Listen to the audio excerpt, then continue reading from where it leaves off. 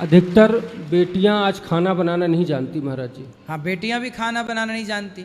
आजकल माँ बाप बेटियों को रानी बना के रखते हैं, कुछ ना कर। अरे जब वो कुछ नहीं करेगी मायके में तो ससुराल में क्या करेगी? जहां जाएगी नाश कर देगी उस घर का। इसलिए बेटियों को बचपन से माँ बाप को खूब काम कराना चाहिए, खूब योग्य बनाना चाहिए। यदि ज़्यादा आराम देते हैं मतलब आप अपनी बेटी को अपाहिज कर रहे हैं, अपाहिज है वो।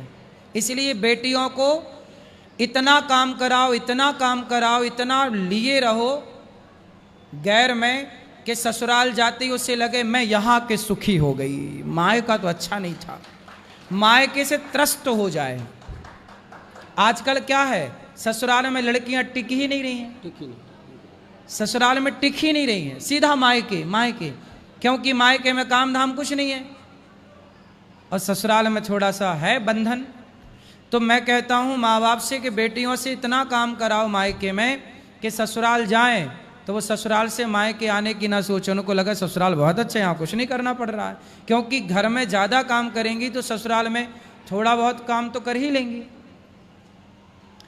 अब परवरिश बदल गई ना, अब समझाए कौन किसे?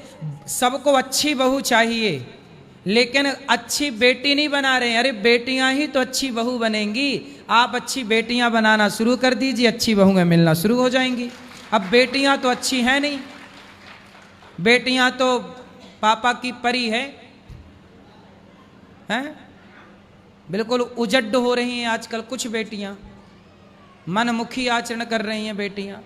अब ये ससुराल में न टिक पाएंगी, गलती इसके पिता की और माँ की है।